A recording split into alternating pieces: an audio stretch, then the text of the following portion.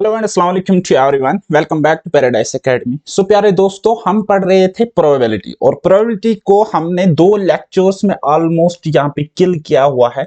अगर हम मैथमेटिक्स की बात करेंगे, थोड़ा सा पार्ट रिमेनिंग रह चुका था, पेंडिंग रह चुका था, जिसको मैंने आपको कहा कि हम आप इसको स्टैटिस्टिकल पॉइंट ऑफ व्यू से कवर करने की कोशिश करेंगे। यहाँ पे थोड़ा सा बेसिक समझेंगे, थोड़े से कुछ रिजल्ट्स देखेंगे और कुछ कंसेप्ट्स भी देखेंगे जहां से प्रीवियस एग्जाम में, जूनियर स्टैटिस्टिकल एग्जाम की मैं बात कर रहा हूं, जहां पे क्वेश्चंस आए हुए थे, तो उन सब को हम यहां पे देख लेंगे one by one. So without wasting much time, let's get started. तो गाइस, मैंने आपको इवेंट्स के बारे में बोला था। तो गाइस, अभी हम टाइप्स ऑफ इवेंट्स समझने जा रहे हैं। सबसे पहले अगर हम श्योर इवेंट की बात करेंगे, या हम इसी श्योर इवेंट को ही हम सर्टेन इवेंट कह सकते हैं या कहते हैं, तो श्योर इवेंट की प्रोबेबिलिटी हमेशा क्या होती है? इक्वल टू 1 होती है। इसकी प्रोबेबिलिटी हमेशा इक्वल टू 1 होती है। अगर आपके पास कोई श्योर इवेंट है, लेट सपोज ई, तो उसकी प्रोबेबिलिटी ऑलवेज 1 के इक्वल होगी। क्यों? क्योंकि ये श्योर होता है गाइस। ये एक ऐसा इवेंट होता है जो कि श्योर शॉट ओकर हो ही जाता है या हो सकता है, जिसके 100% ओकरेंस के चांसेस रहते हैं, उसी को हम कहते हैं गाइस श्योर शॉट इवेंट या श्योर इवेंट या certain event. Okay guys, then उसके बाद नेक्स्ट स्टेप होता है हमारे पास, उसको हम कहते हैं इम्पॉसिबल इवेंट। क्या कहते हैं बेटा? Impossible event. इम्पॉसिबल इवेंट क्या होता है? इम्पॉसिबल इवेंट एक ऐसा इवेंट होता है, the sample space S is called sure event और certain event, the null set in S is called an impossible event. इस तरीके से आप डेफिनेशन समझ सकते हो। समझ नहीं आया तो समझो समझो गाइज। जो आपके पास इम्पॉसिबल इवेंट होता है उसकी प्रोबेबिलिटी जीरो होती है, उसकी प्रोबेबिलिटी जीरो होती है। यानी कि अगर हम कोई सेट डिफाइन करेंगे, हम सैंपल स्पेस का कोई सेट डिफाइन करेंगे, और जो वो सेट होगा उसमें जो एलिमेंट्स होंगे वो कुछ नहीं होंगे, या वो फाई सेट होगा या वो नल सेट कहलाएगा। यानी कि उसमें उसमें आपका कोई भी एलिमेंट फॉल नहीं करेगा जो कि सैंपल स्पेस में होगा, या हम कहेंगे सिंपली इम्पॉसिबल इवेंट की प्रोबेबिलिटी क्या होती है? 0 के इक्वल होती है। Okay guys, okay. नाउ अब हम नेक्स्ट बात करते हैं कॉम्प्लीमेंट्री इवेंट की। कॉम्प्लीमेंट्री इवेंट की अगर हम बात करेंगे, चलिए जी, यह भी मैं आपको समझाता हूं। कॉम्प्लीमेंट्री इवेंट की अगर हम यहाँ पे मैं आपको एग्जांपल देना चाहूंगा, तो कॉम्प्लीमेंट्री इवेंट क्या होता है? किसी इवेंट का कॉम्प्लीमेंट। सपोज आपके पास प्रोबेबिलिटी ऑफ हेड, अगर आपके पास कोई प्रोबेबिलिटी है, हेड की probability 1/3 okay guys. So probability of not head, probability of not head, इसको हम कहेंगे नॉट हेड। क्या बेटे कहेंगे? नॉट हेड कहेगी। तो इसकी प्रोबेबिलिटी क्या होगी? इसकी प्रोबेबिलिटी होगी बेटा 1 - 1/3। क्यों? क्योंकि ये रिजल्ट हमें कहता है probability of head plus probability of not head, right? वो किसके इक्वल होता है? 1 के इक्वल होता है। समझ नहीं आया तो एक एग्जांपल के थ्रू मैं आपको समझाने की कोशिश करूंगा कि कॉम्प्लीमेंट्री इवेंट्स क्या होते हैं। कॉम्प्लीमेंट्री इवेंट्स क्या होते हैं? से फॉर एग्जांपल आपने एक कॉइन को टॉस किया, तो आपके पास जो सैंपल स्पेस होगा वो क्या बन जाएगा? वो बन जाएगा एच या टी, या तो हेड आएगा या तो टेल आएगा। अब अगर मैं आपको बताऊं कि यहाँ पे प्रोबेबिलिटी ऑफ हेड क्या है, तो वो आप बोलोगे sir favourable divide by total, यानी कि 1/2। अब अगर मैं आपको बताऊंगा प्रोबेबिलिटी ऑफ नॉट हेड, किसके इक्वल होगा? बोलोगे सर वो होगा प्रोबेबिलिटी ऑफ टेल, और प्रोबेबिलिटी ऑफ टेल क्या होगा गाइस? वो भी होगा 1/2। नाउ अभी आप देख सकते हो कि probability of head plus probability of not head यानी कि टेल, वो किसके इक्वल होगा? 1 के इक्वल होगा। क्यों? क्योंकि जब हमने वैल्यूज पुट किए 1/2 probability of head plus probability of not head यानी कि probability of tail equal to 1/2, तो वो भी हमें कुछ इस तरीके से मिला, यानी हम कहेंगे 1 = 1। ओके गाइस, सो इस रिजल्ट को अगर हम इस तरीके से लिखेंगे तो हम कह सकते हैं प्रोबेबिलिटी ऑफ नॉट हेड बराबर होगा 1 - प्रोबेबिलिटी ऑफ हेड, ठीक है। और सिमिलरली हम लिख सकते हैं प्रोबेबिलिटी ऑफ हेड बराबर होगा 1 - probability of not head. Okay बेटा, समझ में आया ना? मगज में आया? कोई डाउट यहां तक, कोई शक? अब अगर मैं आपको कहूंगा कि किसी इवेंट का कंप्लीमेंट्री इवेंट बताइए, ठीक है, किसी इवेंट का कंप्लीमेंट्री इवेंट आप मुझे बताइए, तो क्या आप बता सकते हो? हाँ जी, बिल्कुल आप बता सकते हो। सपोज सपोज अगर मैं आपको कहूंगा, अगर मैं आपको कहता हूं कि आपको मैं कहता हूं probability of an event, probability of an event is 1/3, 1/3, then इस इवेंट की कंप्लीमेंट की प्रोबेबिलिटी क्या होगी वो मैं आपको बताता हूं। तो सिंपली आप लिख सकते हो, वो होगी प्रोबेबिलिटी ऑफ ई कंप्लीमेंट बराबर होगा 1 minus probability of E, right.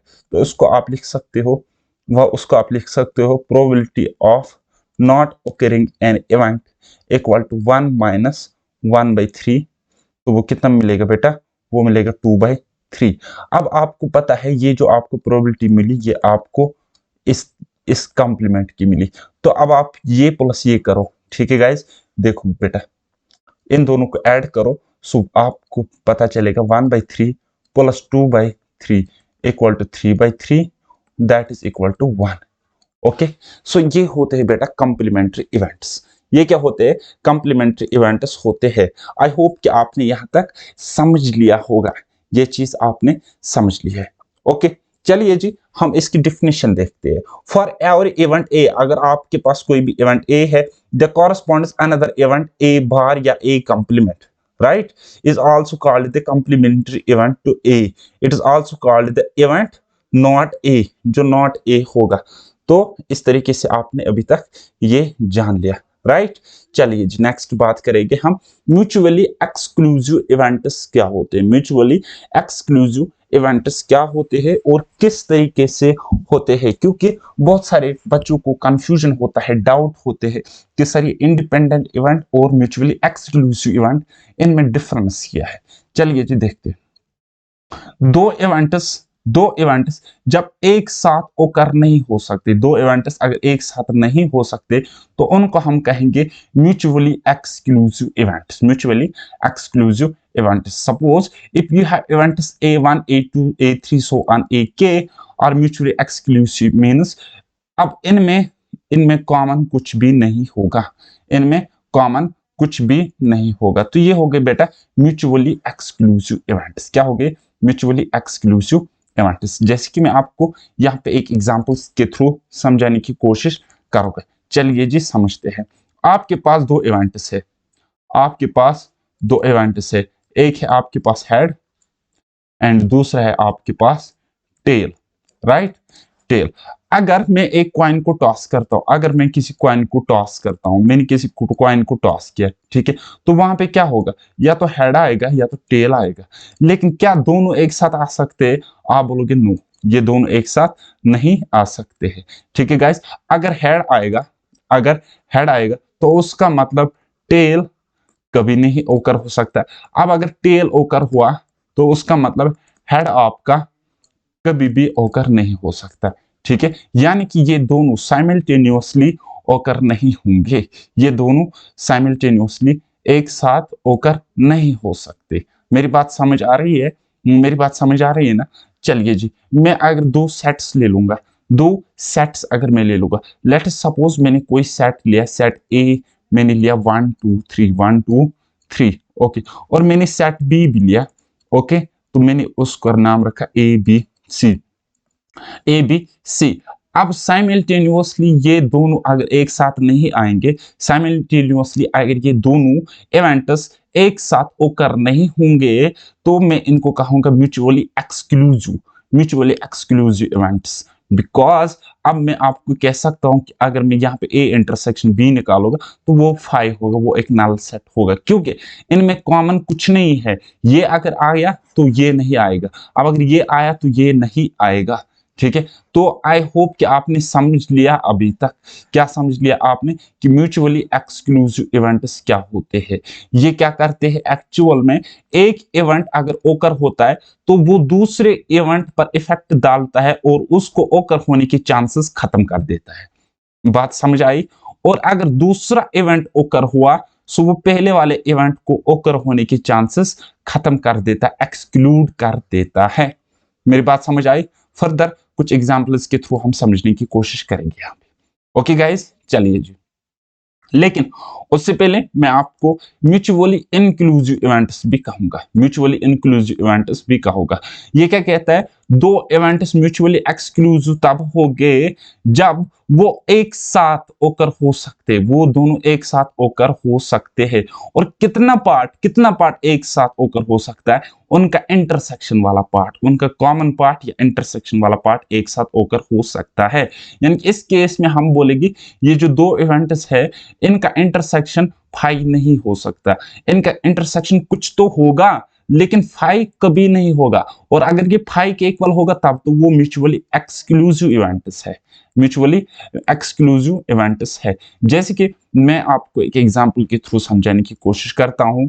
अगर हमारे पास एक डाई है तो उसका सैंपल स्पेस क्या बनेगा? अगर हम किसी डाई को रोल करते हैं तो हमें या तो 1 मिलेगा या तो 2 मिलेगा, 3 मिल सकता है, 4 5 6 मिल सकता है। बताओ इसके अलावा कुछ मिल सकता है?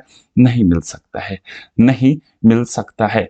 अब अगर आपके पास दो इवेंट्स है और उसके एलिमेंट्स है 1 3 और एक इवेंट है उसके एलिमेंट्स है 2 4 5 6, 2 4 5 6, तो क्या इनमें कुछ कॉमन है? नहीं। यानी कि हम कहेंगे इनका इंटरसेक्शन किसके इक्वल है? फाई के इक्वल है, फाई के इक्वल है, फाई के इक्वल है। तो ये दोनों, ये जो दोनों आपको इवेंट्स, ये वाला और ये वाला इवेंट दिख रहा है, तो ये क्या होंगे बेटा? म्यूचुअली एक्सक्लूसिव इवेंट्स होंगे। क्या होंगे बेटा? म्यूचुअली एक्सक्लूसिव इवेंट्स होंगे। वहीं पे अगर मैं बात करूंगा, आपका एक इवेंट 1 6 है और दूसरा एक इवेंट है उसके एलिमेंट से 2 3 5, तो ये भी क्या होंगे? म्यूचुअली एक्सक्लूसिव इवेंट्स होंगे, म्यूचुअली एक्सक्लूसिव इवेंट्स होंगे। अब अगर मैं आपको कहूंगा दो इवेंट्स और मैंने लिए 2 3 5 एंड 5 एंड 6, तो ये म्यूचुअली इंक्लूसिव इवेंट्स होंगे, बिकॉज यहाँ पे जो इनका इंटरसेक्शन होगा वो ये वाला एलिमेंट कॉमन है 5। ठीक है, तो हम कहेंगे इस इवेंट 2 3 5 एंड दूसरा वाला इवेंट 5 एंड 6, इनका इंटरसेक्शन इज इक्वल टू 5। ये है ना गाइस, ये है ना कॉमन पार्ट 5। तो ये एक 5 के इक्वल नहीं है, ये 5 के इक्वल नहीं है, तो हम कहेंगे these both events are mutually inclusive to each other, right. Then उसके बाद एग्जॉस्टिव इवेंट्स क्या होते हैं? एग्जॉस्टिव इवेंट्स क्या होते हैं? एग्जॉस्टिव इवेंट्स होते हैं अगर हम उनके सारे एलिमेंट्स लेंगे तो वो हमें सैंपल स्पेस के इक्वल मिलता है। जैसे कि एक एग्जांपल के थ्रू मैं आपको समझाने की कोशिश करूंगा, एक एग्जांपल के थ्रू मैं आपको समझाने की कोशिश करूंगा। ओके बेटा, चलिए जी। मैं आपको कहता हूं हमने किसी डाइस को रोल किया, हमने किसी डाई को या डाई को रोल किया, ठीक है, तो उसका सैंपल स्पेस क्या बन सकता है? Complete sample space. Sample space क्या होता है? अपने आप में एक यूनिवर्सल सेट होता है, और सेट थ्योरी में आपने पढ़ा होगा कि यूनिवर्सल सेट का मतलब क्या होता है। ओके, तो यहाँ पे 1 आ सकता है, 2 आ सकता है, 3 4 5 6 इस तरीके से आ सकता है, इस तरीके से ओकर हो सकता है। हाँ जी, हो सकता है। अब मैंने आपको बताया कोई इवेंट है ए और उसके एलिमेंट से 1 2, राइट, और कोई इवेंट है बी और उसके एलिमेंट से सपोज 3 4। इसी तरीके से कोई और एक इवेंट मैंने लिया और उसके एलिमेंट है 5 एंड 6, 5 एंड 6। अब अगर मैं यहाँ पे क्या करूं, यहाँ पे A union B union C ले लो, तो वो मुझे क्या मिलेगा? A union B union C मुझे क्या मिलेगा? वो मुझे मिलेगा 1 2 3 4 5 6।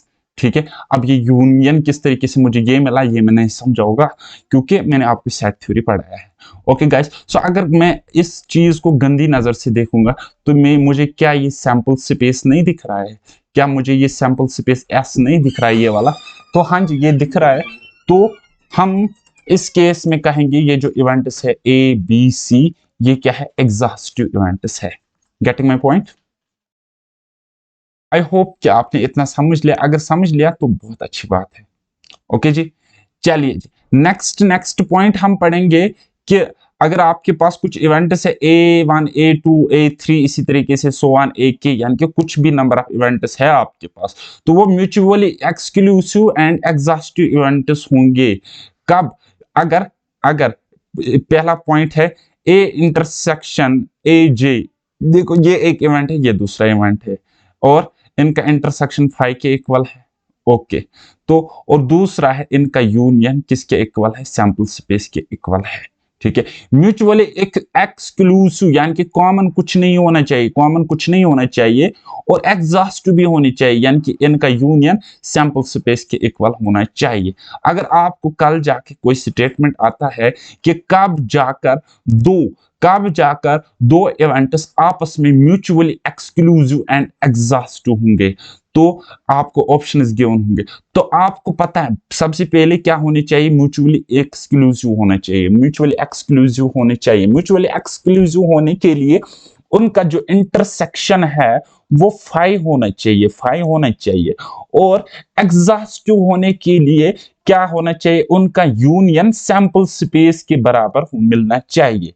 बोलो जी, थोड़ा सा कॉम्प्लिकेटेड है इस चीज को समझना, लेकिन मुझे पूरा भरोसा है आप धीरे धीरे समझ जाओगे। ठीक है गाइस, चलिए जी, मैंने यहाँ पे आपको बेस्ट अंडरस्टैंड कराने के लिए कुछ तस्वीरें ली है और कुछ क्वेश्चंस, कुछ एग्जांपल्स भी मैंने ली है। ओके जी, चलिए। अगर हम किसी डाई को रोल करते तो मुझे पता है सैंपल स्पेस मुझे कुछ इस तरीके से मिलता है, और उसके एलिमेंट्स 1 2 3 4 5 6 होंगे। ओके, तो मैंने कुछ इवेंट्स लिए और उनके एलिमेंट्स है 2 3 1 3 5 4 6 6 1 5। ओके, तो अब अगर मैं यहां पे देखूंगा इनके सारों का यूनियन, इन सब का यूनियन मैं निकालूंगा, यानी कि 2 3 यूनियन 1 3 5 यूनियन 4 6, तो वो मुझे देता है कुछ 1 2 3 4 5 6। और ये क्या है, this is S sample space. तो हम कहेंगे, हम कह सकते ये जो आपको इवेंट्स मिले थे ना, ये वाला ये वाला एंड ये वाला और ये वाला, ये क्या है, एग्जॉस्टिव इवेंट्स है। ये एग्जॉस्टिव इवेंट्स होंगे, क्या होंगे बेटा, ये एग्जॉस्टिव इवेंट्स होंगे। ओके जी, उसके बाद अगर हम यहां पे देखेंगे, ये तीन ले लेंगे, कौन सा, 2 3 4 6 1 5, तो मुझे मिल रहा है 1 2 3 4 5 6 मिल रहा है। तो मुझे अगेन यहाँ पे सैंपल स्पेस मिल रहा है ना, तो ये इवेंट्स भी आपस में क्या होंगे, एग्जॉस्टिव इवेंट्स होंगे। इतना आपने समझा ना, बहुत अच्छी बात है, काबिल तारीफ है फिर। ठीक है गाइस, तीसरा पॉइंट हम देखेंगे। अगर मेरे एलिमेंट से 1 3 5 4 6 6 एंड 1 5, तो क्या ये एग्जॉस्टिव इवेंट्स है, बिल्कुल भी नहीं है, क्योंकि हमें क्या मिल रहा है, इसका यूनियन जब हम निकालेंगे तो बेटा हमें नहीं मिलेगा 1 3 4 5 6 1 3 4 5 6, लेकिन क्या ये इसके इक्वल है, यहाँ पे तो 2 है, यहाँ पे 2 नहीं है। तो ये वाले इवेंट्स, ये वाले इवेंट्स जो आपको दिख रहे हैं, ये क्या होंगे, ये एग्जॉस्टिव नहीं होंगे, ये एग्जॉस्टिव नहीं होंगे। फिलहाल हम एग्जॉस्टिव वाला केस देख रहे हैं, तो आपको ये समझ आना चाहिए। राइट गाइस, अगर आप मुझसे पढ़कर भी नहीं समझते हो तो दुनिया की कोई ताकत फिर आपको नहीं समझा सकती है। तो सीरियसली, सीरियस होके मुझसे पढ़ो अभी। राइट, चलिए जी, चलिए जी, नेक्स्ट पॉइंट, 2 3 4 6 1 5, ये तीन इवेंट्स है, ये mutually exclusive and exhaustive events है। क्यों है, देखो मैं आपको बताऊंगा। कोई भी दो एलिमेंट्स ले लो तो उनमें कॉमन कुछ नहीं होगा, कुछ भी नहीं होगा। इन दो में कॉमन कुछ नहीं, इन दो में कॉमन कुछ नहीं, इन दो में कॉमन कुछ नहीं, इन दो में कॉमन कुछ नहीं है। बात आ रही समझ। तो अगर इनमें इंटरसेक्शन इक्वल टू 5 है, अगर इनका इंटरसेक्शन, अब इनका इंटरसेक्शन किसके इक्वल है, 5 के इक्वल है, तो हम कहेंगे ये क्या है, म्यूचुअली एक्सक्लूसिव है, म्यूचुअली एक्सक्लूसिव है। लेकिन अगर इनका यूनियन निकालेंगे हम, वो क्या मिलेगा मुझे, वो मुझे कुछ इस तरीके से सेट मिलेगा, और उसके एलिमेंट्स कुछ इस तरीके से होंगे। क्या होंगे, 1 2 3 4 5 6, और ये 1 2 3 4 5 6 मुझे यहाँ पे सैंपल स्पेस दिख रहा है, एक यूनिवर्सल सेट दिख रहा है। तो मैं कहूंगा ये जो आपको तीन एलिमेंट्स है, कौन सा, 2 3 4 6 5 1 5, ये क्या है, म्यूचुअली एक्सक्लूसिव है लेकिन एग्जॉस्टिव है, म्यूचुअली एक्सक्लूसिव भी है और एग्जॉस्टिव भी है। ठीक है, इतना आपने समझा ना, बहुत अच्छी बात है। चलिए जी, मैं आपको कुछ और यहाँ पे समझाने की कोशिश करूंगा। लेट अस सपोज ये जो आपको रेक्टेंगल दिख रहा है, ये एक सैंपल स्पेस है या आपको एक यूनिवर्सल सेट है, यूनिवर्सल सेट है। ओके जी, अब मुझे ये वाला सेट अगर आप ले लोगे, ये वाला इवेंट, इवेंट ए और इवेंट बी, तो क्या इनमें कॉमन कुछ आपको दिख रहा है? जाहिर सी बात है बेटा, अगर कॉमन होता ना तब ये कुछ इस तरीके से होगा, कुछ पार्ट होगा जो दोनों का एक एक हिस्सा हो सकता था, ठीक है। लेकिन ये अलग है, ये अलग है, डिसजॉइंट है, अलग अलग है ये। यानी कि मैं कहूंगा ये म्यूचुअली एक्सक्लूसिव है। क्या है बेटा? म्यूचुअली एक्सक्लूसिव है। वहीं पे अगर हम देखेंगे यहाँ पे इवेंट ए देखो कितना है, इतना है। इवेंट बी देखो कितना है, इतना है। और अगर आप गंदी नजर से देखोगे तो ये वाला पार्ट इन दोनों में कॉमन है। यानी कि ये वाला पार्ट क्या है? This is A intersection B, right. और ए इंटरसेक्शन बी यहाँ पे 5 के इक्वल बिल्कुल भी नहीं है, बिल्कुल भी नहीं है। तो हम कहेंगे ये जो आपको इवेंट्स ए एंड बी मिल रहे हैं ये क्या होंगे? म्यूचुअली इंक्लूसिव होंगे। यहाँ पे एक्स यानी कि बाहर एक्सक्लूड, यहाँ पे inclusive I N C means include, right. चलिए जी, इतना आपने समझा ना? ओके, बहुत अच्छी बात है। चलो चलो जी। अच्छा अच्छा, हमें हमें यहाँ पे जो सैंपल स्पेस है वो तो इतना पूरा का पूरा रेक्टेंगल है। लेकिन लेकिन लेकिन क्या अगर हम इसका यूनियन निकालेंगे, इसका और इसका सम करेंगे यानी कि यूनियन लेंगे, क्या वो इसके बराबर आएगा? क्या वो इस रेक्टेंगल के बराबर आएगा? बोलोगे सर नहीं आएगा, क्योंकि इतनी जगह को कहां से लाओगे? ये वाली जगह तो एम्प्टी है, ठीक है। ये वाली जगह कहां पे लाओगे? तो मैं कहूंगा ये जो है म्यूचुअली एक्सक्लूसिव है बट एग्जॉस्टिव नहीं है। ये म्यूचुअली इंक्लूसिव है लेकिन एग्जॉस्टिव नहीं है। लेकिन ये वाला सैंपल स्पेस में अगर मैं देखूंगा तो मुझे ए दिख रहा है इतना, ए दिख रहा है मुझे इतना, कितना दिख रहा है? इतना दिख रहा है, ठीक है। और बी मुझे कुछ इस तरीके से इतना दिख रहा है, ठीक है। इवेंट बी कुछ इस तरीके से मुझे लग रहा है, दिख रहा है, बताओ, ठीक है ना।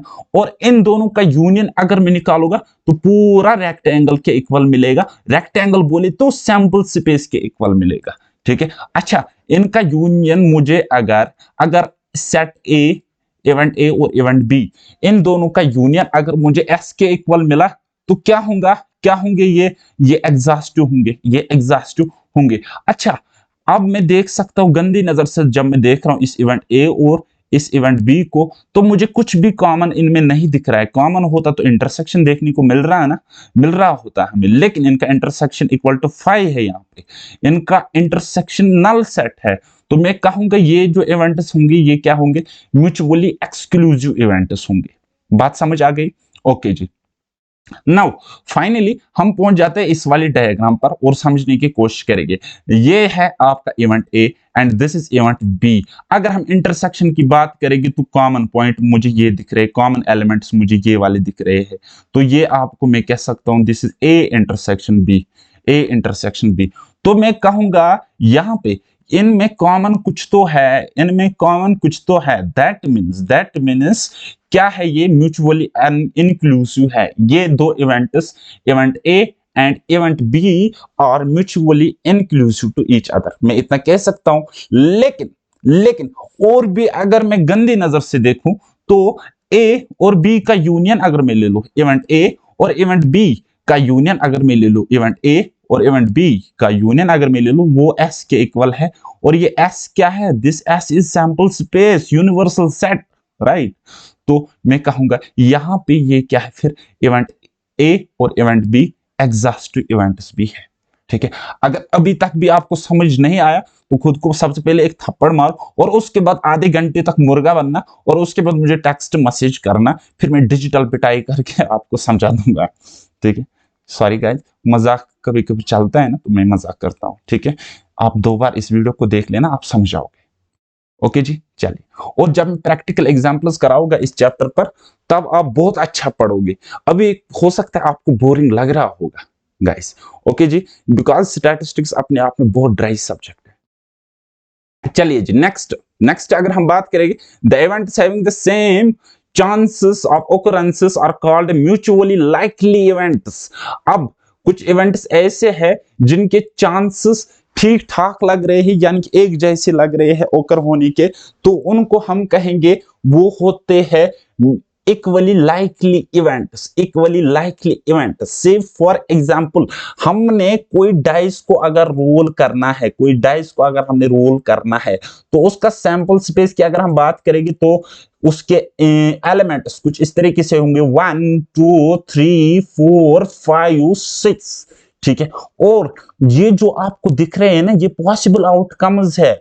कब? जब आप एक डाइस को रोल करोगे, एक डाइस को थ्रो करोगे, एक डाई को थ्रो करोगे, तो पॉसिबल आउटकम्स ये है क्या, 1 आ सकता है, 2 आ सकता है, 3 आ सकता है, 4 5 6 आ सकता है। ठीक। लेकिन अगर हम ओकर होने की चांसेस यहां पे देखेंगे, जितने चांसेस 1 को ओकर होने के, वही चांसेस 2 को है, वही चांसेस 3 के, वही चांसेस 4 के, वही चांसेस 5 के, वही चांसेस 6 के है। ठीक। तो हम कह सकते हैं कि ये जो, अगर हम इनको इवेंट मान लेंगे, इस 1 को इवेंट मान लेंगे, इस 2 को इवेंट मान लेंगे, तो ये आपस में होंगे equally likely events, equally likely events. Okay. चलिए जी, चलिए जी, मैं आपको एक और एग्जांपल से समझाने की कोशिश करता हूं। वाइल टॉसिंग ए कॉइन, अगर हमने किसी कॉइन को टॉस करना है, तो उसका सैंपल स्पेस या तो हेड मिलेगा या तो टेल मिलेगा। ठीक है। अब मैं आपको बोलता हूं प्रोबेबिलिटी ऑफ हेड क्या है, आप बोलोगे सर 1/2। अब मैं अगर आपको बोलता हूं प्रोबेबिलिटी ऑफ टेल क्या, आप बोलोगे सर 1/2। ठीक है। अब जितने चांसेस इसके है -50%, उतने ही चांसेस इसके भी है 50%, 50%। तो गाइज ये भी एक इवेंट था, ये भी एक इवेंट था। सो देयरफॉर हम कह सकते हैं, हम कह सकते हैं, हम कह सकते हैं इवेंट, इवेंट यानी कि ये जो इवेंट्स है, ये जो आपके इवेंट्स होंगे कौन सा, हेड एंड टेल, ये जो आपके इवेंट्स होंगे, ये क्या होंगे, equally, equally likely events, equally likely events. ठीक है। ये मतलब मुझे इस पेन टेप पे कभी कभी ना लतीफ सर की जैसी हैंड राइटिंग निकलती है। चलिए, ओके जी। चलो अब हम समझते हैं axiomatic approach to probability. Axiomatic approach to probability क्या होता है, ये जस्ट कुछ एक्सियोम्स होते हैं, कुछ रूल्स होते हैं, कुछ कंडीशंस होते हैं। हालांकि इनका श्योर शॉट कोई प्रूफ होता नहीं है, लेकिन ये सब कुछ ट्रू ही होता है। ठीक है। अब आप बोलोगे सर प्रूफ नहीं होता है लेकिन ट्रू होता है। हाँ, प्रूफ भी होता है, प्रूफ तो पूरे के पूरे प्रोबेबिलिटी से इसका निकलता है, लेकिन हमें वो सब देखने की जरूरत नहीं है, आप समझ लो उतना ही काफी है। और ये चीज ऑलरेडी आप समझे हुए हो। एग्जाम्स ऑफ प्रोबेबिलिटी जो आपको दिख रहे हैं, कुछ 5-6 एग्जाम्स है, तो ये ऑलरेडी मैं आपको कवर करा चुका हूं। देखो जी, जैसे कि मैं पढ़ के सुनाता हूं, आप समझ जाओगे, डायरेक्ट श्योर शॉट समझाओगे। Let S be a finite sample space. Let probability of S be the class of events, and let P be a real valued function defined by this probability of A is called probability function of event A when the following exams are hold। ठीक है। तो मत समझो, ये बहुत ही technical है। तो चलिए जी, सिंपल वेज में आपको मैं समझाने की कोशिश करता हूँ। अगर हम कोई इवेंट ले लेंगे A, उसकी प्रोबेबिलिटी देखेंगे। ठीक है। तो मैं आपको कह सकता हूं प्रोबेबिलिटी अगर किसी इवेंट की हम लेंगे, तो वो या तो 0 के इक्वल होगी या तो 0 से बड़ी होगी। ठीक है। या तो 0 से बड़ी होगी या तो 0 से 0 के बराबर होगी। वहीं पे मैं आपको कह सकता हूं इसी इवेंट की प्रोबेबिलिटी जो होगी, वो 1 से छोटी होगी या 1 के इक्वल होगी। तो एक रिजल्ट आपने यहां पे समझा कि फर्स्ट एग्जाम जो आप याद रखोगे, वो आप याद इस तरीके से रखना, प्रोबेबिलिटी किसी भी इवेंट की जो होगी, वो होगी किसके इक्वल होगी, 0 के इक्वल या बड़ी होगी। Suppose this is probability of an event, probability of an event ए। ठीक है। या तो 0 से बड़ी होगी या तो 0 के इक्वल, लेकिन 1 के इक्वल होगी या 1 से छोटी होगी। यानी कि मैं कहूंगा प्रोबेबिलिटी अगर किसी इवेंट की है, वो लाई करेगी, वो लाई करेगी किसके, 0 to 1 इस वैल्यू के बीच में वो लाई करेगी। मेरी बात समझ आ रही है, मेरी बात मगज में आ रही है ना। अच्छा जी। अगर मैं आपको कहूंगा, अगर मैं आपको कहूंगा प्रोबेबिलिटी इस इवेंट की बराबर होती है 1 के बराबर होती है, तब ये इवेंट क्या होगा बेटा, ये होगा सर्टेन इवेंट या श्योर इवेंट होगा। वह इसकी प्रोबेबिलिटी किसके इक्वल होगी, सैंपल स्पेस की इक्वल होगी, यानी कि 1 के इक्वल होगी। होगी एक बात। दूसरी बात, दूसरी बात, अगर आपके पास म्यूचुअली एक्सक्लूसिव इवेंट्स है, म्यूचुअली एक्सक्लूसिव इवेंट्स अगर आपके पास है, तो इन टर्म्स ऑफ सेट जब हम समझेंगे, तो मैं कहूंगा probability of A union B बराबर होगा किसके बराबर, probability of A plus probability of B इसके इक्वल होगा। अब आप बोलोगे सर सेट थ्योरी में तो हमने कुछ और पढ़ा था, हमने पढ़ा था ए यूनियन बी बराबर होता है N of A plus N of B minus N of A intersection B. आप बोलोगे सर प्रोबेबिलिटी में हमने सेट थ्योरी में कुछ इस तरीके से पढ़ा था, ठीक है, हमने कुछ सेट थ्योरी में इस तरीके से पढ़ा था। लेकिन अगर मैं वही बात मान लूं, मैं यहां पर मैं लिखूंगा कि probability of A intersection B लिखूंगा, लिखा। लेकिन जब ये म्यूचुअली एक्सक्लूसिव होंगे, जब ये म्यूचुअली एक्सक्लूसिव होंगे, तो ये टर्म जो है मैंने क्या कहा, ये तो फाई होगी ना, इनमें कॉमन कुछ भी नहीं होता, ये तो फाई होगा। तो ये जीरो जब होगा तो लिखने की क्या जरूरत है भाई, लिखने की क्या जरूरत है। तो इतना ही लिखा हमने, बात आई समझ। हम्म, आपको इतना समझ में आ गया ना, तो ये है एग्जाम बेटा। ओके, मेरी बात समझ में आ रही है ना। अब अगर वहीं पे मैं आपको एक और बात कहना चाहूंगा, अगर मैं कहूंगा म्यूचुअली इंक्लूसिव इवेंट्स होंगे, म्यूचुअली अगर इंक्लूसिव इवेंट्स होंगे, सो ये किसके लिए है, mutually exclusive events. This is for mutually exclusive exclusive events, ठीक है, ये म्यूचुअली एक्सक्लूसिव इवेंट्स के लिए। वहीं पे अगर मैं आपको बताऊंगा probability of A union B बराबर होगा किसके equal, probability of A plus probability of B minus probability of A intersection B. ये ये किस्सा कब होगा, ये किस्सा तब होगा जब म्यूचुअली इनक्लूसिव इवेंट्स होंगे, जब आपके इवेंट्स क्या होंगे, म्यूचुअली इनक्लूसिव। ओके गाइस, एक मिनट में इसको स्टॉप करता हूं, पास कर लेता हूं। तो ये बेटा क्या होंगे, ये mutually exclusive sorry mutually inclusive events होंगे। कुछ और एक कंसेप्ट मैं आपको बताऊंगा, उसको समझने की कोशिश करेंगे, जो कि आपको ऑलरेडी पता होगा। चलिए जी, कंसेप्ट हमें ये कह रहा है कि sum of all sum of probabilities sum of probabilities of all outcomes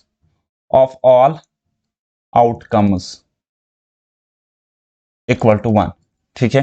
sum of probabilities of all outcomes 1 के बराबर होता है। तो मैं आपको समझाने की कोशिश करूंगा एक एग्जांपल के थ्रू। अगर आपके पास कुछ इवेंट्स है, ठीक है, suppose probability of event A1 plus probability of an event A2 so on probability of an event AN ये 1 के इक्वल होगी। तो मैं लिख सकता हूं summation of probability of N events, यानी probability of all event, summation of probability of events वो 1 के इक्वल होगा, ठीक है। कुछ समझ में आ गया, बोलोगे सर नहीं आया, ठीक है। कॉमन सेंस है यार, कहां समझ में आ जाएगा आपको अभी, ठीक है। एक एग्जांपल जब तक मैं आपको ना दिखाऊं तब तक समझना नेक्स्ट टू इम्पॉसिबल होगा मेरे ख्याल से। चलिए जी, चलिए जी, मैं क्या काम करता हूं, मैं एक डाई को रोल करता हूं, मैंने एक डाई को रोल किया, ठीक है। तो आप मुझे बताइए सैंपल स्पेस क्या होगा मेरा, सैंपल स्पेस मेरा होगा 1 2 3 4 5 6, ठीक है, 6। अब मैं एक एक इवेंट की प्रोबेबिलिटी निकालता हूं। प्रोबेबिलिटी ऑफ हैपनिंग 1 क्या होगा, 1/6। प्रोबेबिलिटी अगर 2 की देखेंगे तो वो भी होगी 1/6। और इसी तरीके से dot dot dot dot probability अगर मैं बताऊंगा किसकी, 6 इवेंट 6 की, तो वो भी होगी 1/6, ठीक है। तो इसका समेशन अगर मैं ले लूंगा, इसका सम अगर मैं करूंगा, तो मैं आपको कह सकता हूं, probability probability of 1 plus probability of event 2 plus probability of 3 plus probability of 4 plus probability of 5 plus probability of 6 क्या होगी बेटा, आप लोग sir 1/6 plus 1/6 plus 1/6 plus 1/6 plus 1/6 plus 1/6, ठीक है। 1 2 3 4 5 6, हाँ जी।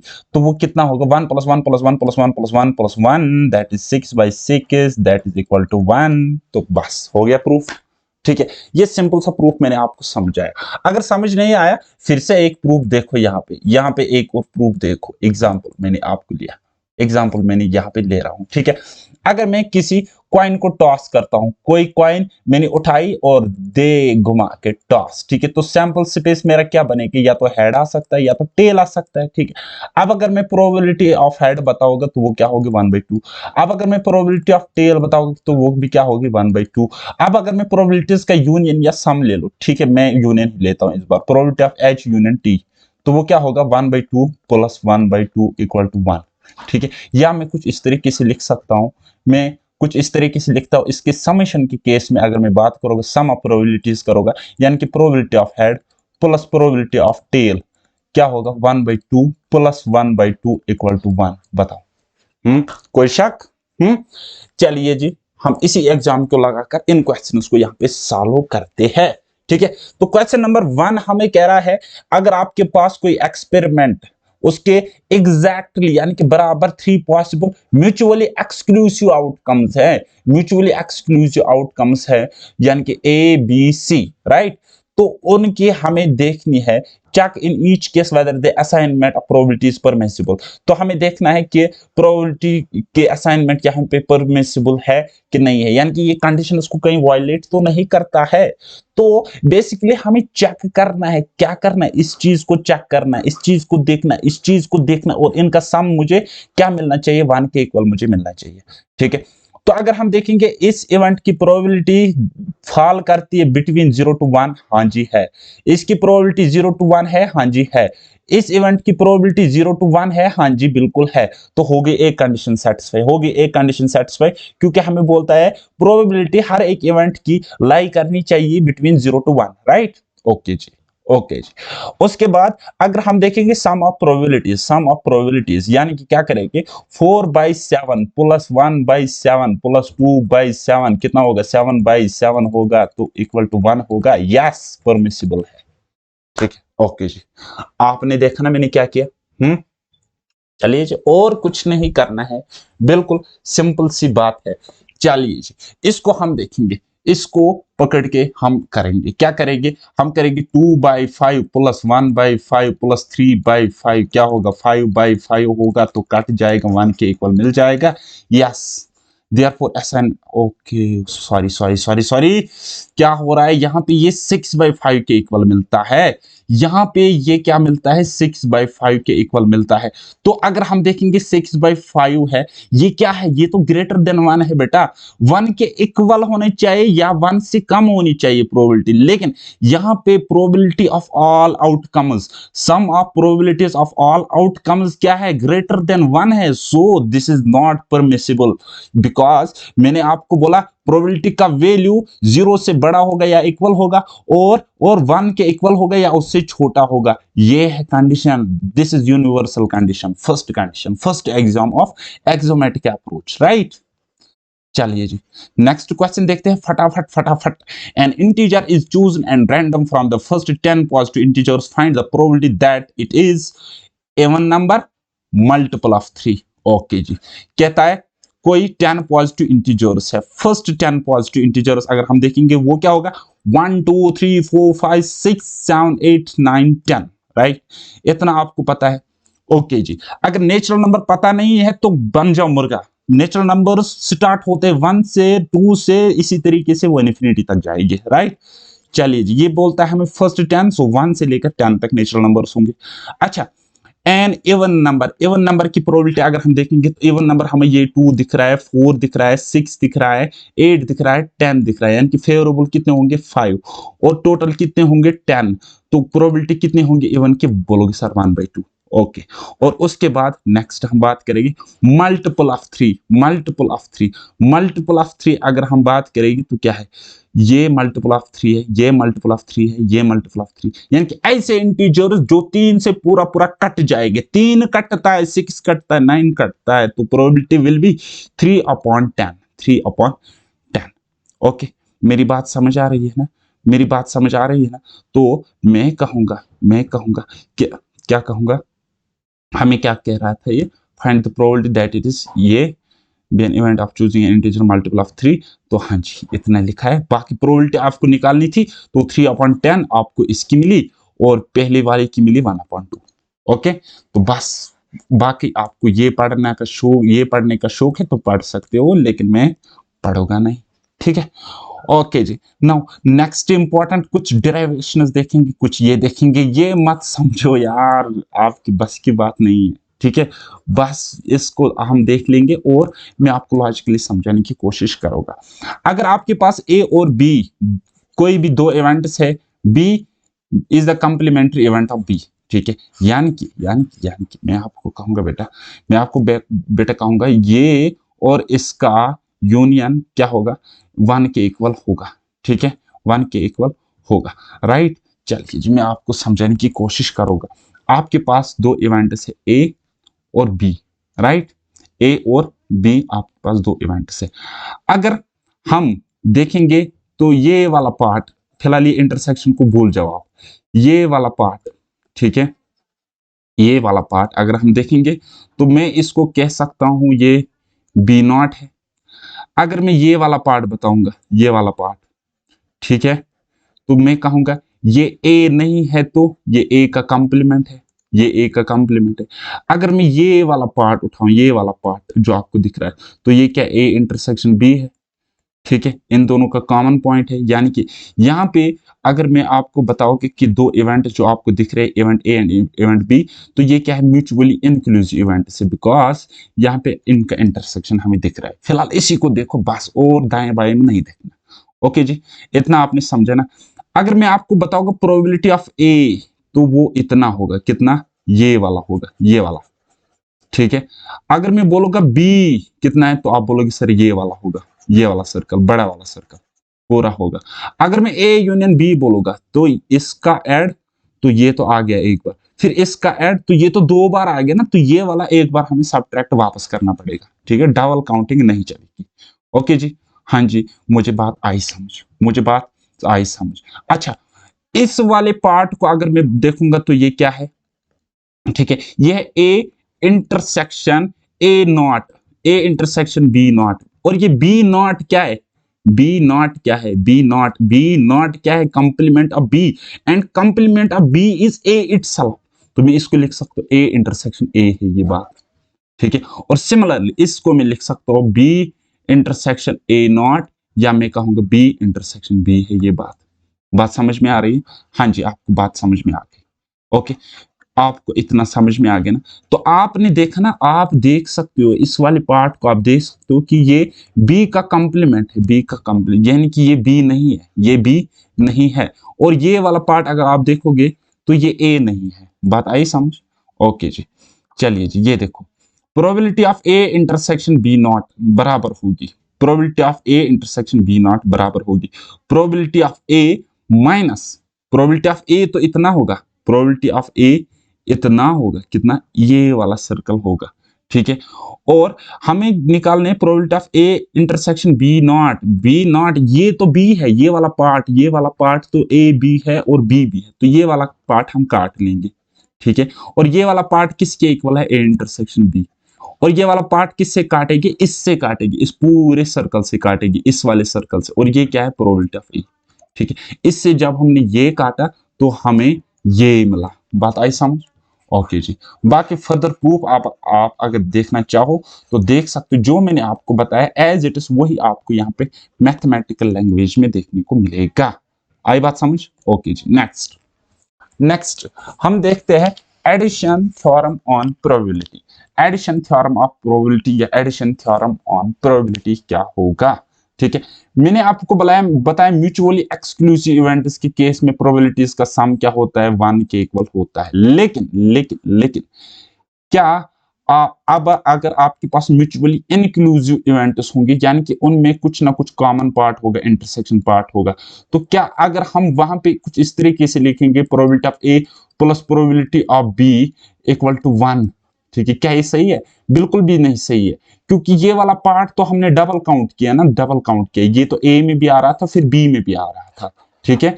तो इस केस में इंक्लूसिव इवेंट्स के केस में क्या होता है, इनका यूनियन बराबर होता है probability of A plus probability of B minus probability of A intersection B. A intersection B तो ये वाला पार्ट है ना, क्योंकि जब हमने प्रोबेबिलिटी ऑफ ए लिया तो हमने इतना वाला पार्ट लिया, तो ये एक बार काउंट हुआ। फिर प्रोबेबिलिटी ऑफ बी जब मैंने यहां पे लिया तो मैंने ये वाला पार्ट पूरा लिया, तो ये फिर से काउंट हो गया, डबल काउंट हो गया। डबल नहीं आना चाहिए, एक बार तो वापस सब्ट्रैक्ट करना है, तो वो मैंने यहाँ पे किया हुआ है। बात आई समझ?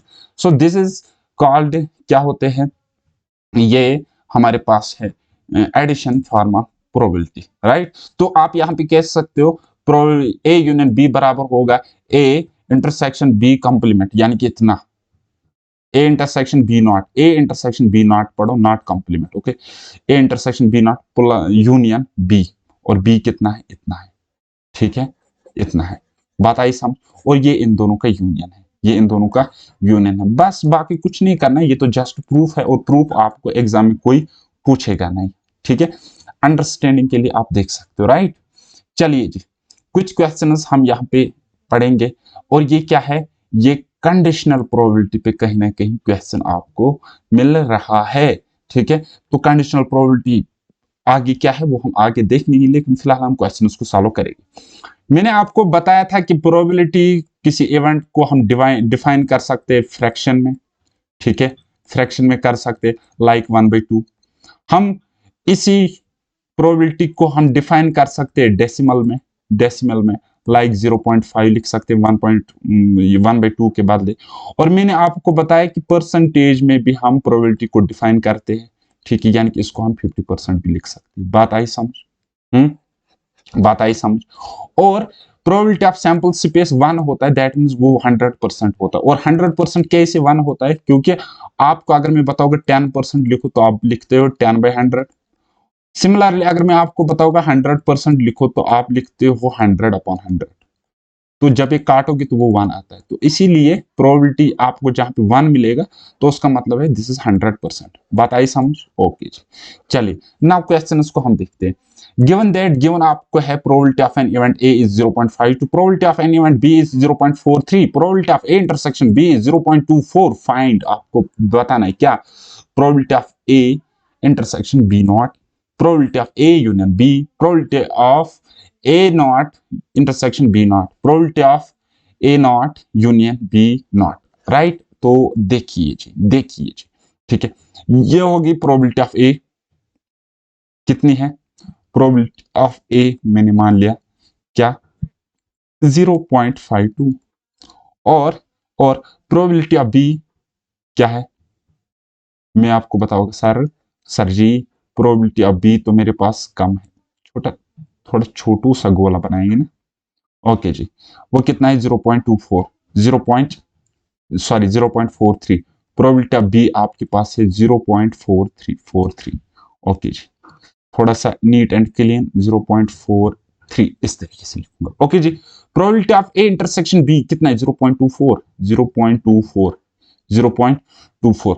अब अगर मैं बताओगे ये क्या है, ये है ए नॉट, ये है बेटा ए नॉट, ठीक है, बिकॉज ए ये है और इसको हम कह सकते हैं बी नॉट भी, और ए नॉट ये है तो हम इसको कह सकते हैं बी भी, ठीक है। अब ये 0.24 तो इंटरसेक्शन में आ गया, और ये प्रोबेबिलिटी ऑफ बी टोटल कितना है 0.43। तो यहां से सब्ट्रैक्ट करो, 13 से 4 गए तो 9, 13 से 4, 3 में से 2 गए तो 1, ये है 0.19।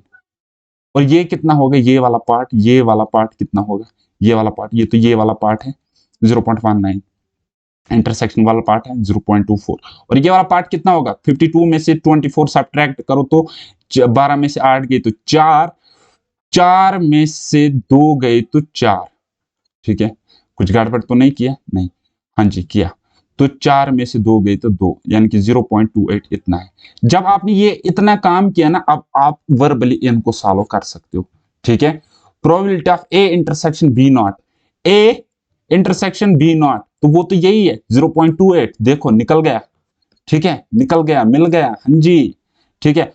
Probability of A union B, probability of A union B, तो आपको क्या करना है 0.28 प्लस करोगे 0.24 प्लस करोगे 0.19, ठीक है। तो देखो 9 4 13, 13 8 कितने हो गए भाई, 13 + 8 हो गया 21, 2 कैरी, 2 + 1 3, 3 to 2 5, 5 to 7 हो गया 7, और ये 0 पॉइंट है तो 0 पॉइंट, यानी कि A union B, probability of A union B 0.71, यहां पे देखो निकल गया, मिल गया, है ना। तो उसके बाद देखो कलाकारी में दिखा रहा हूं, कैलकुलेशन से आपको बचा रहा हूं, अदरवाइज यहां पे देखो यार कैसा टिपिकल सिस्टम है, by De Morgan's law, by De Morgan's law, पता नहीं किस किस का लॉ, ठीक है। क्यों यार, क्यों टेंशन ले लेंगे, हम आराम से बनाएंगे। प्रोबेबिलिटी ऑफ ए नॉट तो 0.19, इंटरसेक्शन, इसका इंटरसेक्शन बी नॉट यानी कि 28, 0.28, ठीक है।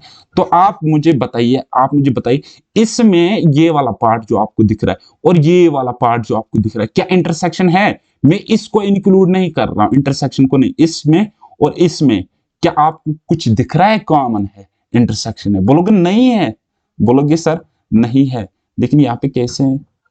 अच्छा ठीक है ठीक है ठीक है ठीक है, ओके जी समझ गया।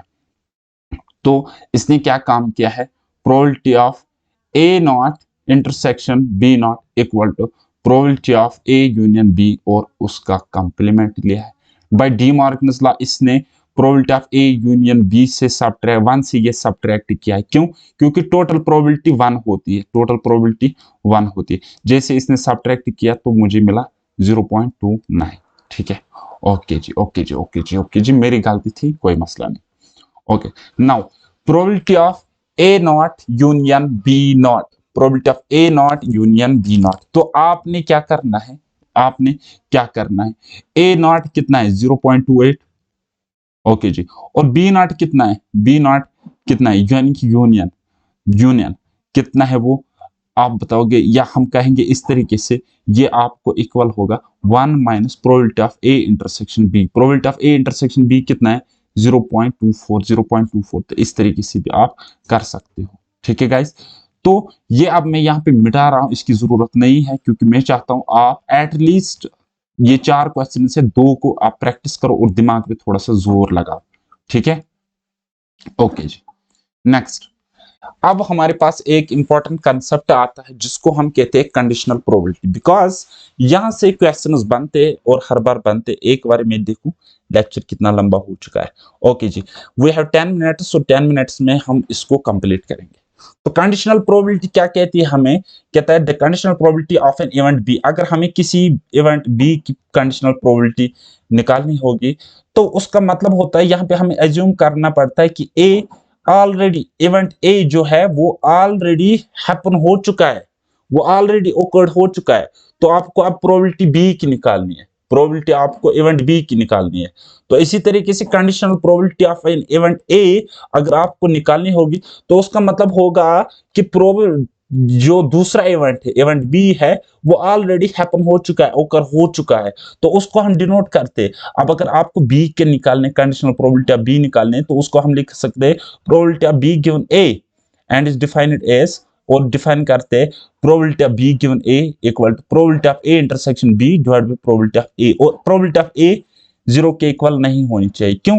अगर ये 0 के इक्वल होगी तो इसको हम नॉट डिफाइंड टर्म बन जाएगी ना यहाँ पे। सपोज दिस इज एक्स, ये वाला ए इंटरसेक्शन बी, और अगर ये 0 के इक्वल होगा, अगर ये 0 के इक्वल होगा, so X divide by 0 is not defined. ठीक है, ये नॉट डिफाइंड टर्म बन जाएगी ना। तो इस तरीके से आप समझ लो, कॉमन सेंस भी थोड़ा सा याद करो। ठीक है, अब आपको मैं बताऊंगा probability of A given B किसके इक्वल। देखो बेटा, यहाँ पे ए है ना तो नीचे ए, यहाँ पे बी है ना लास्ट में, नीचे बी, और इंटरसेक्शन कॉमन है, बस रह गया याद। ठीक है, रह गया याद। अब हम क्वेश्चन को सॉल्व करेंगे, राइट। चलिए ji, probability of A is this, probability of B is this, probability of A intersection B is this. तो आप मुझे बताइए probability of A given B, A given B क्या होगा, probability of A given B क्या होगा, probability of A given B क्या होगा। आप बोलोगे सर इनका इंटरसेक्शन, ठीक है, divided by probability of B, ये वाला 0.2 डिवाइड बाय 0.5 क्या होगा, पॉइंट से ये कट जाएगा तो 2 डिवाइड बाय 5। ओके, इसी तरीके से अगर मैं दूसरा पार्ट ले लूं, दूसरा पार्ट ले लूं, दूसरा पार्ट हमें क्या कह रहा है, probability of A not given B. ठीक है, probability of A not given B क्या होगा, probability of A not intersection B divide by probability of B. ठीक है, सो ये किसके इक्वल होगा, अब ए नॉट किसके इक्वल होगा, यानी कि probability of B minus probability of A intersection B. बात आई समझ। सो प्रोबेबिलिटी ऑफ बी हमारे पास गिवन है 0.5, और ए इंटरसेक्शन बी तो हमारे पास गिवन है, इससे ये निकालेगी तो वहां पे 0.3 बच जाएगा, divided by probability of B, probability of B is 5, 0.5। So आप जब इसको सॉल्व करोगे तो यहाँ से ये कट जाएगा 3/5। ठीक है, ये वाला आप खुद देख लेना, बहुत ही इजी है, कोई मसला नहीं है। हालांकि आपके एग्जाम में ऐसे क्वेश्चंस नहीं आते, लेकिन थोड़ा सा एप्लीकेशन देखना पड़ता है, ढूंढना पड़ता है कि कई बार हम कंडीशनल प्रोबेबिलिटी को किसी क्वेश्चन में लगाकर जल्दी सॉल्व कर सकते हैं। जैसे कि ये वाला क्वेश्चन आपके पास है, तो अब आप मुझे बताइए, ए डाई इज रोल्ड, किसी डाई को रोल किया जाता है, if it shows an odd number, अगर ये हमें कोई ऑड नंबर शो करता है। अब देखो, इफ इट शोज ठीक है गाइस, एक कंडीशन यहाँ पे अप्लाई होती है, if it shows odd an odd number then find the probability of getting 5। अब अगर ये प्रोबेबिलिटी एक ऑड नंबर शो करता है तो आप हमें बताइए कि 5 कि आपको 5 नंबर आपको मिले 5, तो उसकी क्या प्रोबेबिलिटी है। अब यहाँ पे कंडीशन दिख रही है ना आपको, if it shows an odd number, that means यहाँ पे कंडीशनल प्रोबेबिलिटी लग जाएगी। ठीक है, तो सैंपल स्पेस आपके पास एस है, तो ठीक है, ये हो गए टोटल आउटकम्स। ओके जी, अब अगर कोई आपने लेट किया कोई इवेंट ए है तो वो ऑड नंबर है, वो अब अगर ऑड नंबर है तो अब ऑड क्या क्या आ सकता है, 1 है, 3 है, 5 है, तो ऑड नंबर की प्रोबेबिलिटी क्या होगी बेटा, उसके एलिमेंट्स होंगे 1 3 5। ठीक है, क्या होगी 1 3 5, और यह हमें कहता है प्रोबेबिलिटी ऑफ गेटिंग 5, तो वहां पे एक ही एलिमेंट है। ठीक है, तो अब अगर हम देखेंगे इवेंट ए जहां पे 3 एलिमेंट्स आ रहे थे, इवेंट बी जहां पे एक एलिमेंट आ रहा है, ठीक है, यहाँ पे देखो ये है event A and this is event B, तो इनका इंटरसेक्शन अगर निकालेंगे वो है 5, वो क्या है 5 है। ठीक है, दिख रहा है ना आपको, दिख रहा है ना आपको, ये वाला सेट देखो और ये वाला सेट देखो, इनका इंटरसेक्शन है 5। ओके जी, नाउ यहाँ पे हमारे रास्ते और आसान होगी, क्यों, क्योंकि therefore probability of event A क्या है, दे देखो ऑड नंबर की प्रोबेबिलिटी क्या है, 3/6 दैट इज 1/2। ठीक है, ठीक है, इतना समझ में आ गया ना। ओके जी, अब अगर हम देखेंगे probability of A intersection B, तो ए इंटरसेक्शन बी तो इतना है, यही तो इंटरसेक्शन है, ये तो इंटरसेक्शन है, तो वो है 5 डिवाइड बाई टोटल क्या है 6, सो 1/6, 1/6 आपने ये देखा ना। Okay ji, okay ji bye, अब हमें प्रोबेबिलिटी निकालनी है, probability of B given A, B given A, ये आपको एक्चुअल में निकालना है, probability of B given A. B क्या है आपको गेटिंग 5, गेटिंग 5 ये देखो, और ए क्या है आपको die shows an odd number, die shows an odd number, उसकी प्रोबेबिलिटी क्या है 1/2, 3/6 इज 1/2 है ना गाइस। तो एक्चुअल में आपको ये निकालना है, प्रोबेबिलिटी ऑफ बी गिवन ए आपको फाइंड आउट करनी है, प्रोबेबिलिटी ऑफ बी गिवन ए आपको फाइंड आउट करनी है। तो मैंने आपको बताया ये ए आपको दिख रहा है ना, तो प्रोबेबिलिटी ऑफ ए नीचे आएगा डिनोमिनेटर में, राइट, और उसके ऊपर क्या आ जाएगा, probability of A intersection B. Now put values करो, A intersection B 1/6 divided by probability of A is what 3/6 यानी कि 1/2, या अब इसने यहाँ पे आसान बनाने के लिए 3/6 एज इट्स लिखा, क्यों लिखा, क्योंकि ये तो ये कट जाएगा, डिनोमिनेटर से डिनोमिनेटर कट जाएगा, अब यहाँ पे 1 बचे, यहाँ पे 3 बचा, तो प्रोबेबिलिटी विल बी 1/3। ये है guys answer. So this is conditional probability. मैंने YouTube पर एक लेक्चर चढ़ाया हुआ है बेस्ड ऑन कंडीशनल प्रोबेबिलिटी, वो भी मैं आपको यहाँ पे एप्लीकेशन में प्रोवाइड करा दूंगा, तो वहां से भी कुछ कंसेप्ट जो मिसिंग कंसेप्ट है वो आपको क्लियर हो जाएंगे।